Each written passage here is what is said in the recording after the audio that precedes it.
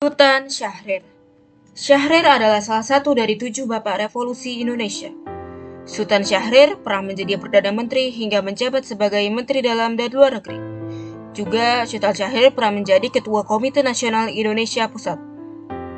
Kemampuannya berorganisasi dan bersosialisasi antar kalangan membuatnya menjadi bintang di lingkungannya. Padang, Bandung, Leiden, hingga Banda Neira menjadi saksi perjalanan Syahrir. Ia adalah seseorang yang memilih jalan elegan untuk menghalau penjajah melalui diplomasi. Seorang Syahrir tidak akan bisa dilupakan oleh Indonesia.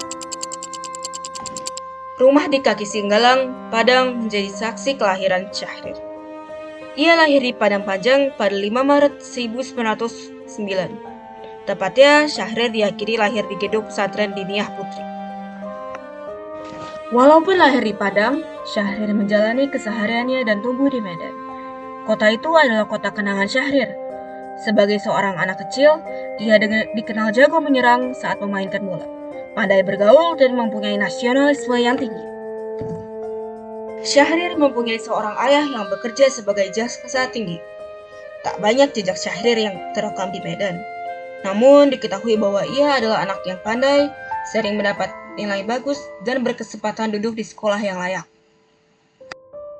Di usia 6 tahun, ia masuk ELC atau Sekolah Rendah Eropa. Ia menempuh pendidikan terbaik dan layak. Saat itu, politik etis sedang aktif berkembang. Syahrir mendapat asupan pendidikan yang baik dari segi agama dan akademik. Ia mendapatkan pendidikan Islam dari kedua orang tuanya.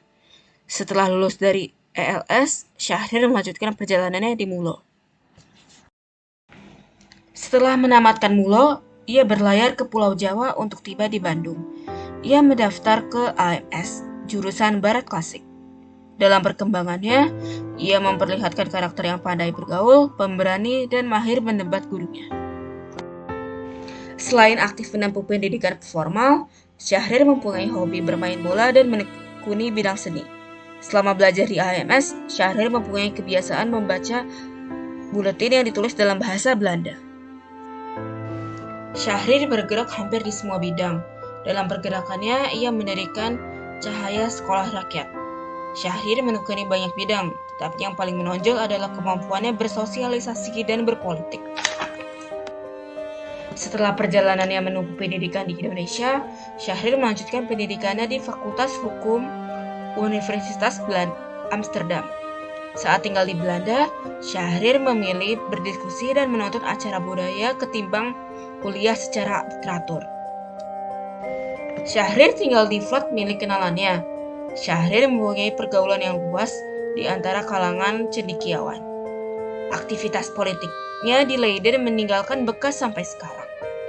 Syahrir dijadikan nama jalan di Leiden, jalan yang bernama Syahrirstraat. Menempuh pendidikan di Belanda sudah selesai. Dari Belanda, Syahrir kembali ke tanah air. Syahrir turun ke desa-desa, menghimpun kader sosialis dan mendirikan partai. Karena aktif berpolitik, Syahrir dan beberapa pemimpin partai dibuang ke Bovendigul, Papua.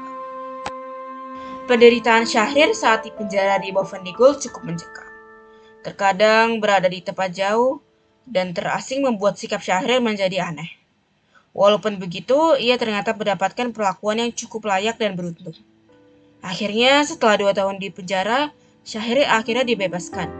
Ia dibebaskan ke tempat lain, yakni Banda Neira, sebuah kepulauan di Maluku. Saat diasingkan pemerintah kolonial Belanda di Pulau Banda Neira, Syahrir menghabiskan hari dengan bermain dan mengajar anak-anak setempat. Ia tinggal di Banda Neira bersama Wakil Presiden pertama Indonesia, Muhammad Hatta. Setelah 6 tahun diasingkan, Syahrir kembali bergerak. Ia dan para tokoh lainnya berbagi peran dari bawah tanah. Ia memimpin gerakan anti-Jepang bersama Soekarno. Jalan yang Syahrir lalui terjal, mulai dari tidak hadir saat pembacaan teks proklamasi hingga perjalanannya sebagai Perdana Menteri. Banyak hal yang Syahrir lakukan untuk Indonesia. Sebagai generasi muda, sudah sepatutnya kita mengambil hal positif yang ada di dalam diri Syahrir. Sudah lebih dari 100 tahun sejak kelahiran Syahrir. Hanya 21 tahun lagi menuju 100 tahun Indonesia merdeka. Ayo berkontribusi dalam perjalanan Indonesia.